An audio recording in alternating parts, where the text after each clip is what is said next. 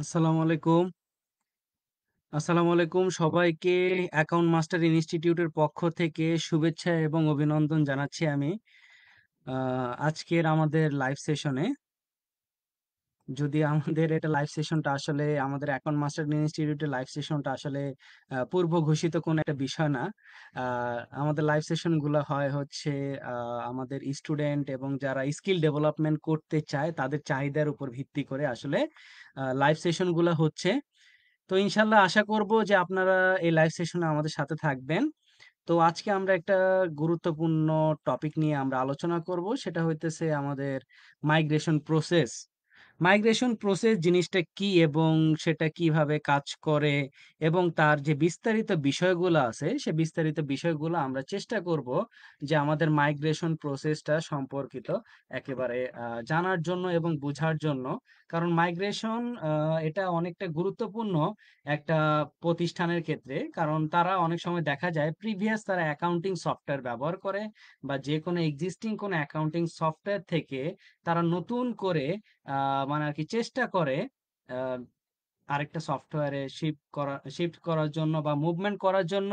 তাহলে এই যে শিফট বা মুভমেন্টটা সেটা আসলে বেসিক্যালি কিভাবে ঘটে এবং কেমন ঘটে সেই জিনিসটা আসলে দেখার জন্যই আসলে এই মাইগ্রেশন প্রসেসটা আমাদের কাছে খুবই গুরুত্বপূর্ণ।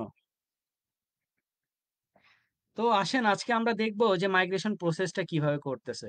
তো আমাদের এই লাইভ স্ট্রিম প্রোগ্রামটা চালু থাকবে।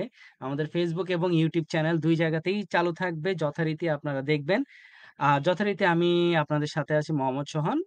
সোহান সলিউশন ফাউন্ডার এবং সিইও, পাশাপাশি একজন প্রফেশনাল অ্যাকাউন্টেন্ট এবং রিমোট বুককিপার এবং হইতেছে কুইকবুকস অ্যাকাউন্টেন্টের এলিট অ্যাডভাইজার হিসেবে দীর্ঘদিন ধরে কাজ করতেছি। তো আসেন আমরা চলে যাই আমাদের সেই কাঙ্ক্ষিত কুইকবুক সফটওয়্যারে।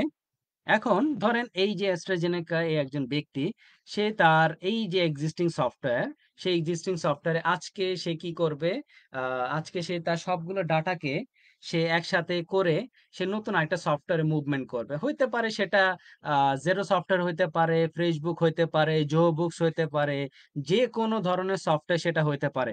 সেটার জন্য আসলে কোনো ম্যাটার করে না। কিন্তু আমরা যখন মানে একটা সফটওয়্যার থেকে আরেকটা সফটওয়্যারে যখন শিফট করব বা একটা সফটওয়্যার থেকে আরেকটা সফটওয়্যারে আসবো, সেক্ষেত্রে আমাদের কিছু বেসিক কম্পোনেন্টের প্রয়োজন পড়ে, যেটার মাধ্যমেই কিন্তু আমরা মাইগ্রেশন প্রসেসটা আসলে সম্পাদন করে থাকি। তো আসেন ধরেন এই অ্যাস্ট্রাজেনেকা আমার ক্লায়েন্ট, সে কি করবে? সে হচ্ছে আগামীকালকে সে হচ্ছে আগামীকালকে সেই জেরো সফটওয়্যারে শিফট করবে। তাহলে তার এই সফটওয়্যারের এতদিনের যে কাজ, এই কাজ থেকে তার কি, কি জানা উচিত এবং কি, কি পাইলে সে আরেকটা সফটওয়্যারে সে রান করতে পারবে এবং মুভ করতে পারবে সেটা আমরা দেখব। তো সবার আগে আমরা সবাই জানি যে এটা হইতেছে কুইকবুকস এর ক্লায়েন্ট ভার্সন। ক্লায়েন্ট ভার্সন যেটা ক্লায়েন্টরা ব্যবহার করে। এটা বাম পাশে নেভিগেশন প্যানেলে হইতেছে ব্ল্যাক ব্যানার থাকে। এটা হচ্ছে ক্লায়েন্টের নেম অ্যান্ড দ্যাটস ইট। এটা হইতেছে গিয়ার আইকন। তো আমরা সবাই চলে যাব, সবার শুরুতে আমাদের গন্তব্যস্থল হচ্ছে গিয়ার আইকন। তো আমরা গিয়ার আইকনে আপাতত পক্ষে চলে যাব। সেই গিয়ার আইকন থেকে হচ্ছে আমরা সর্বপ্রথম আরো একবার চলে যাব হইতেছে আমাদের ১ম গন্তব্যস্থল। যেখান থেকে আমাদের মানে আরকি ডাটাগুলাকে কালেক্ট করতে হবে এই সফটওয়্যারে কিভাবে ডাটাগুলাকে কালেক্ট করতেছে, সেই কালেক্টকৃত ডাটাকে আমরা কি করব? আমাদের কাছে নিয়ে আসার চেষ্টা করব। ঠিক আছে? তো তাহলে আমাদের গিয়ার আইকন থেকে আমাদের কাঙ্ক্ষিত যে গন্তব্যস্থলে চলে আসবো, আমরা হইতেছে সর্বপ্রথম আসবো হইতেছে এক্সপোর্ট ডাটা। তো এখন এক্সপোর্ট ডাটা মানে এই সফটওয়্যারে যে এতক্ষণ ধরে কাজ বা এতদিন ধরে যে কাজ চলতেছিল, সেই কাজটাতে আমরা দেখব যে কি, কি ইনফরমেশন গুলা তারা আমার জন্য স্টোর করছে। তো এখানে বলতেছে which report and list do you want to export? Add or remove items, set your data range to get just you need. আচ্ছা, ওকে, এখানে আপনাকে রিপোর্ট চাইছে। এখানে আপনি চাইলে আপনার ডেট দিতে পারেন। অল ডেট দিয়ে দিব। অল ডেট মানে সকল একেবারে সবকিছুর। এখানে কি, কি জিনিস আপনার বেসিক্যালি ইম্পোর্ট এর প্রয়োজন সেই জিনিসটাই তারা এখানে আপনাকে প্রোভাইড করবে। রিপোর্ট সেকশনে জেনারেল লেজার প্রোভাইড করবে, profit and loss, balance sheet, trial balance and journal. এই কয়টা জিনিস আপনি যে জিনিস চাচ্ছেন সেই জিনিসগুলোকে আপনি অন করে দিবেন। আর এখান থেকে আপনি ডেট রেঞ্জটাকে অবশ্যই সিলেক্ট করে দিবেন। ঠিক আছে? তারপরে আমরা এক্সপোর্ট করব। ওকে, তা আমরা যদি লিস্ট অপশনে যাই, লিস্ট অপশনে গেলে আমাদের কি কি জিনিস তারা আমাদেরকে প্রোভাইড করতেছে। লিস্ট অপশনে গেলে তারা যে যে জিনিসগুলো আমাকে প্রোভাইড করতেছে, কাস্টমার কে কে আছে, তার এমপ্লয় কে কে আছে এবং সাপ্লায়ার কে কে আছে, প্রত্যেকটা জিনিস। তাহলে আমাকে কয়েকটা রিপোর্ট এবং কয়েকটা লিস্ট আমাকে প্রোভাইড করতেছে। আসলে কিন্তু এইগুলাই একটা সফটওয়্যারে যখন আমরা সুইচ করব তখন কিন্তু আমাদের এই জিনিসগুলোর প্রয়োজন। তো আসেন আমরা এক্সপোর্ট টু এক্সেলে চলে যাই। এখানে আমার কোম্পানির জিপ ফাইলটা ডাউনলোড হয়েছে আজকের দিন পর্যন্ত। আমি বলছিলাম যে আগামীকালকে আমার এই কোম্পানি সে কি করবে, সে অন্য আরেকটা সফটওয়্যারে মুভ করবে। তো তাহলে এখানে তার কি কি দেওয়া আছে আমরা যদি একটু দেখার চেষ্টা করি, প্রফিট অ্যান্ড লস। তাহলে আমার কোম্পানি এতদিন, আমার ক্লায়েন্ট যে এতদিন সে যে কাজ করছে তার সফটওয়্যারে, তার কতটুকু প্রফিট অ্যান্ড লস হয়েছে সেটা এখানে দেখা যাচ্ছে। দেখেন প্রফিট অ্যান্ড লস, তার নেট আর্নিংস হয়েছে 6,77,042.62 এটা হচ্ছে তার কি প্রফিট অ্যান্ড লস। এই যে প্রফিট অ্যান্ড লসটা ধরে সে কি করবে, সামনের দিকে প্রসিড হইতে পারবে। দেখেন এখানে ডেটটা এবং কোন বেসিসে করা হয়েছে সেটাও কিন্তু দেওয়া আছে। তারপরে আমরা যদি একটু দেখার চেষ্টা করি, সেটা হচ্ছে ব্যালেন্স শিট। আমার কি কি অ্যাসেট এবং কি কি লায়াবিলিটি আছে সেই জিনিসগুলো তারা এখানে শো করবে। আমার টোটাল অ্যাসেট হইতেছে 18,13,500.27 ডলার। ওকে, টোটাল লাইবিলিটি 18,13,500.27 ডলার। এখানে আমার বিস্তারিত জিনিসগুলা আমার এখানে দেওয়া আছে।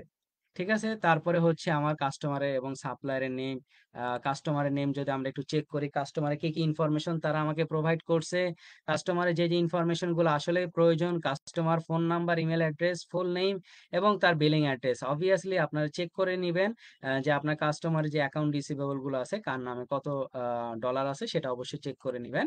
তারপরে হচ্ছে এমপ্লয়, এমপ্লয়ের ক্ষেত্রে কাকে কত অ্যামাউন্ট পে করছেন, এই ডিটেলস গুলো আপনার একটু দেখে নিবেন।